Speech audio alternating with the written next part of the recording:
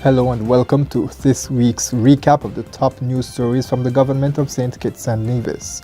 Coming up, work continues to progress at National Heroes Park. Men of integrity in Molyneux and Phillipston stand up, and Hurricane Irma causes minor damage in St. Kitts and Nevis. These stories and more are next on the SKNIS Week in Review for the period September 1 to 7, 2017.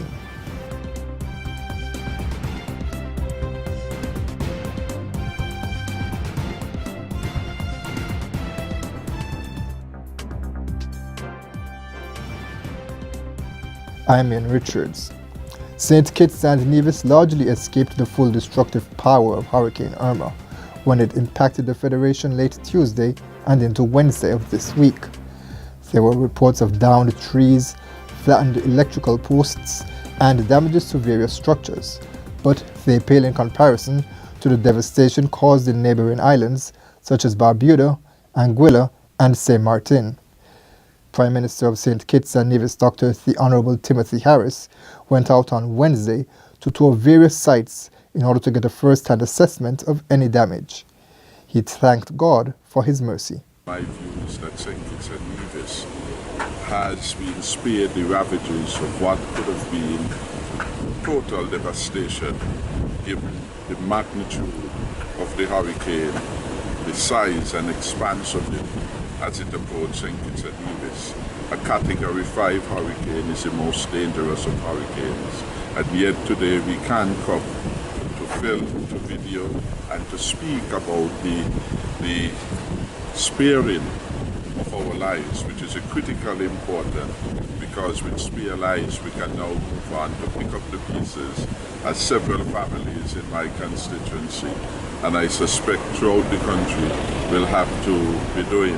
Government officials and members of the Independence Committee toured the National Heroes Park last Friday as it prepares to welcome guests and dignitaries for the September 16 National Heroes Day ceremony. The group was led by Prime Minister Dr. The Honourable Timothy Harris, who has shown a great deal of interest throughout the park's development.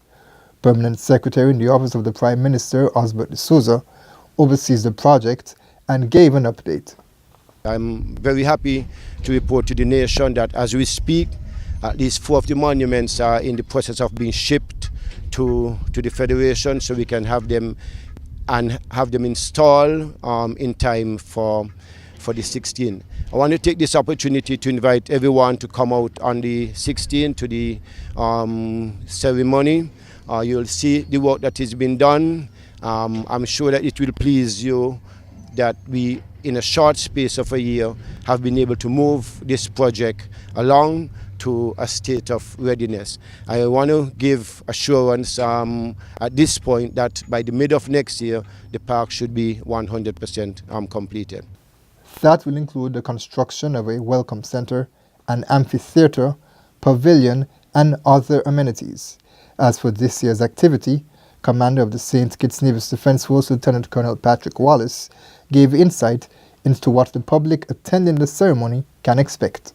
Our ceremonial point of view, we'll have a guard of honour on the morning consisting of members of the St. Kitts Nevis Defence Force and also the Royal St. Christopher Nevis Police Force.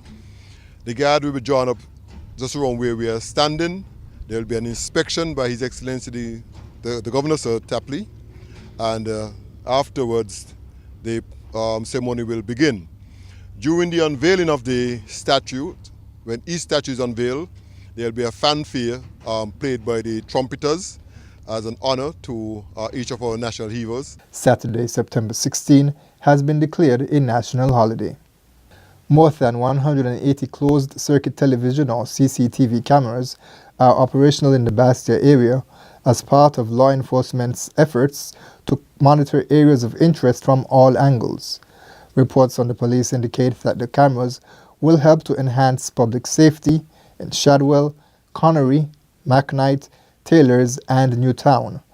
Additional cameras will continue to be mounted as the 180 figure represents only 60% of the coverage to be featured in this phase of the program.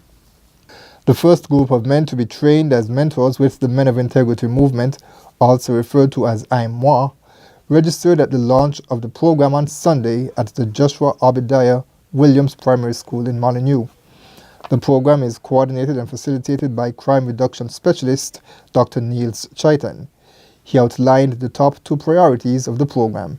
We want to raise 200 men across the Federation so they will become mentors for our boys, our young men. Number 2, to systematically demolish the community gang turf walls. There are some turf walls that impede gentlemen from traversing across the community.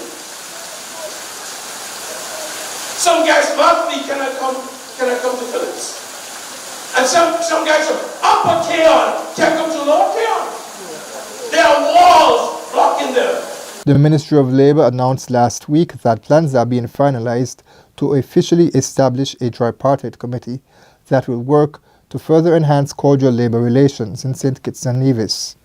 The committee will be comprised of 6 government officials, while the Workers' Union and employers' representatives will each have 3 officials. Ron Dublin Collins is the permanent secretary in the Ministry of Labour.